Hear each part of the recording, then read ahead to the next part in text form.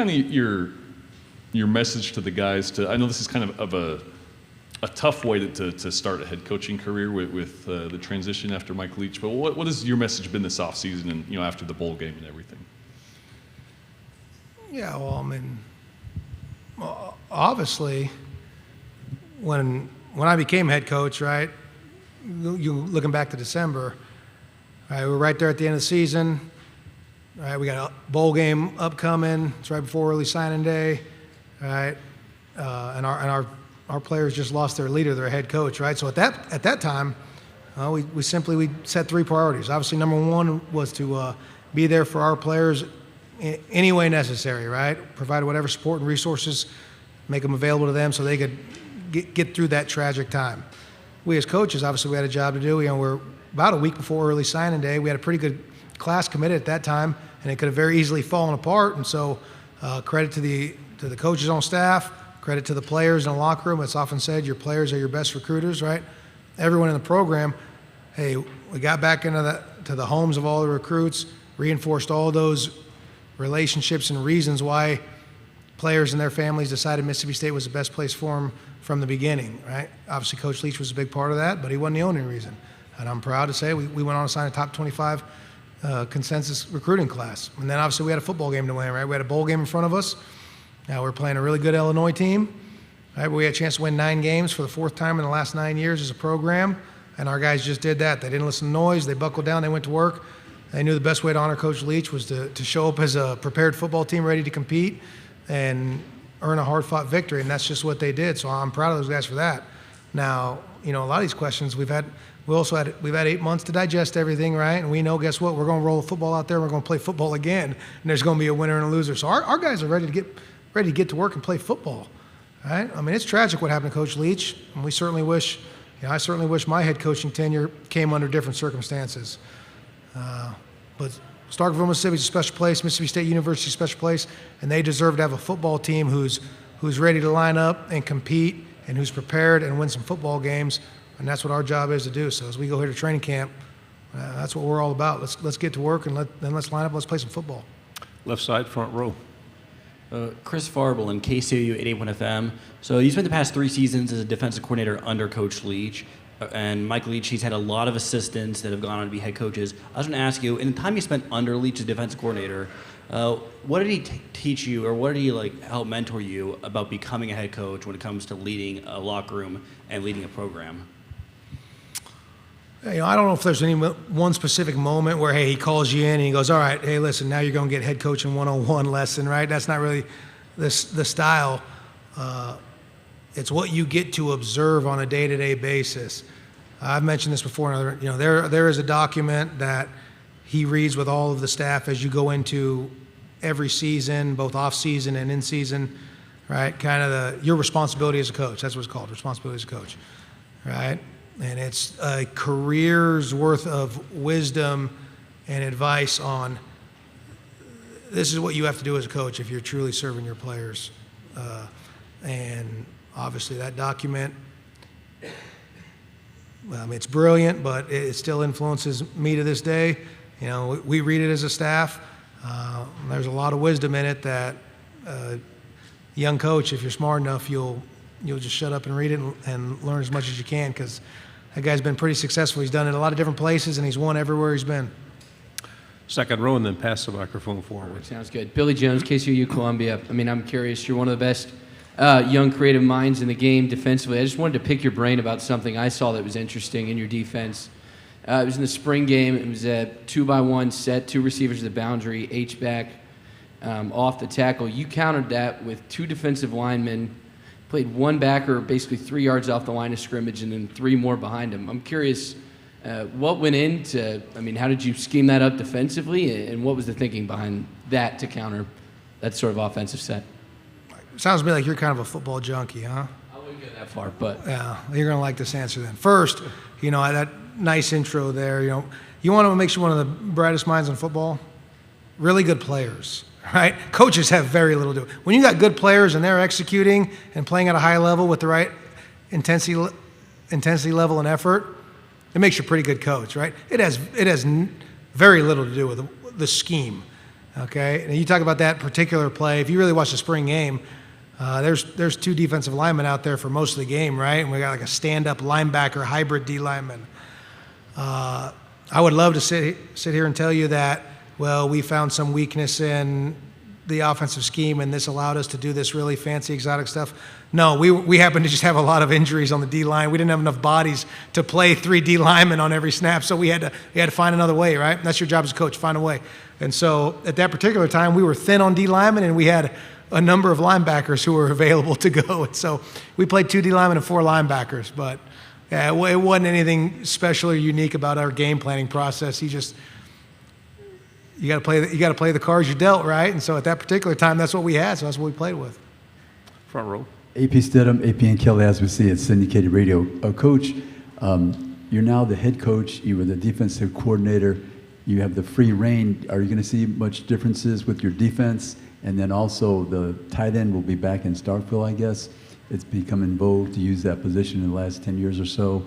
What can we see from the tight end position in the Mississippi State offense? Oh, I think, defensively, we're going to do whatever it takes to hopefully play good defense and keep the opposing offense out of the end zone, right? That's ultimately the goal.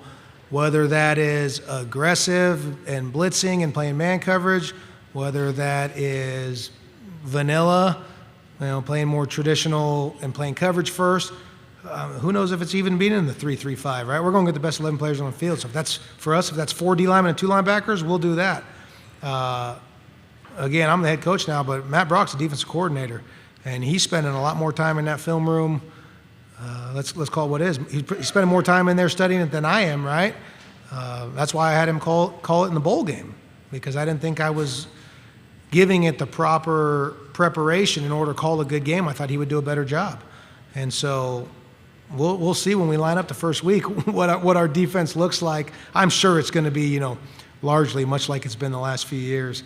And like you said, on offense, we do have guys in our program who are tight ends. Obviously, the tight end position is unique in that it creates longer edges in there in the box, right, which creates more gaps. It allows you to do some different run schemes, and then it opens up. But yet, he's still athletic enough to create plays in the passing game, right? It opens up some different pass protections, play action passes off of it, and so if that is what gives us the best chance to move the football and score points, then yeah, we'll have a tight end out there at times. If it doesn't, if it's better to have 4 receivers, then we'll be in 10 personnel. And we got pretty good running backs too, so it might be in 20. Left side, third row. Coach Keggs, TV in College Station. Will Rogers, last couple of years, has had his way with A&M, honestly. I think over 730 yards, passing 6 TDs, no interceptions. Just what's he mean to your program as your quarterback? Yeah, Will's done a lot of good things over the last several years, right? Versus a lot of people. It's pretty comforting to know you got a quarterback coming back who's got the most SEC starts of any quarterback in the league going into this season. All right, he's the SEC career completions record holder. I think he owns 29 different school passing records. I mean, the guy's a football guy. Right? And he is Mississippi State. He's a football guy. And simply put, right at the end of the year, he could have went in the transfer portal and he could have went anywhere in the country. Right? You see the way guys are getting recruited out of the portal. If they have any experience or game fill at all at the Division I level, they're pretty valued because experience is valuable, right? Age and maturity is valuable in this sport. And I mean, he didn't consider that once, right? And I think that speaks volumes. And a lot of guys in our program, not just Will, older guys who were impact players for us last year, right? They made a decision to come back. I think that speaks volumes about what they think about our program, right? The environment that we have inside our building and the trajectory that our program's on. Front row. Coach, of course, you have a new offensive coordinator this year in Kevin Barbay, who had one of the most efficient passing attacks last year at App State. And his offense was much more balanced in the air raid system under Leach. I was going to ask you, what's the offensive identity going to be this year? Of course, are we seeing something much different than we have in the past few years, or is it going to be somewhat similar, or do you think, just overall, what is the identity of the offense for 2023? Yeah, I'm glad you asked that, actually, because that was my first question on the offensive coordinator interviews as we went throughout this process was, hey, what's the identity, right? What's the offense going to look like when it runs out there? And it was really refreshing to hear, but Kevin said, Well, I can't give you that answer until I know who the best 11 players are, right? And that level of humility, that it is not about the coordinator, it is not about the scheme. Maybe that's happened other places. It is about identifying the best players and getting them on the field, because you're always best served having your best players on the field. And so obviously that process started in spring practice. It's going to continue on through training camp, right? You mentioned the places that Kevin's been. He's had some of the most efficient and explosive offenses. They've been really good at scoring points, moving the ball. And everywhere he's been, it's looked a little bit different, whether it be the same school from year to year or whether it changes school. Well, why is that? Well, because you got different players, right? You go to different school, you got different players. Every year you got guys coming and going, right, to graduation, new players coming in because of recruiting. And so every year you're going to have a little bit different identity because it is all about the players. All right, coaches and scheme don't influence players. Players influence and affect the scheme with which you run. So, I mean, I'm sure we're going to be a little bit more balanced because, let's be honest, I don't think there's a person in college football who throws the ball as much as Mike Leach when he's calling plays, right? So I'm sure we'll run the ball a little bit more. But getting our best players on the field, if that's 10 personnel, that's 10 personnel. If that's 11, if that's 11, right? I can promise you, air raid is not the only offense that runs Y cross or 95. It's called four verts, 3-level flood. Every offense in the country runs those. It's just how they get to them is differently. Some do it in spread out sideline to sideline formations. Others do it in more condensed sets, traditional formations with a tight end. At the end of the day, you're trying to maximize and create space on offense and get the ball in your best player's hands. Final question, right here. Sure. You spoke about Will Rogers. I was curious about another guy in that quarterback room. Guy comes from just down the road, and Chris Parsons. What can you tell us about his development over the summer and the spring, and what we can look for from him in the future? I mean, it's been evident why Chris was recruited in the first place, right? He's a really talented guy. Now, he was coming off a knee injury his senior year of high school, so he wasn't fully cleared for spring practice. Was able to do individual drills, throw some one-on-ones and some 7-on-7, but wasn't cleared for full contact, so couldn't do any of the live work, which obviously is a critical part of the evaluation process for a quarterback, because you got to feel that rush around you, how you maneuver in the pocket, get the ball out on time. But we could not be more excited for what he has shown so far. Obviously, he's fully cleared now, so he's full go in training camp. Love his demeanor. You can see he's kind of got that infectious personality. Guys kind of gravitate around him, which is what you want from your quarterback. And so, to me, he's validated all the reasons why he was recruited and signed in the first place. And he's got a great opportunity now to get in that quarterback room, get behind a couple guys.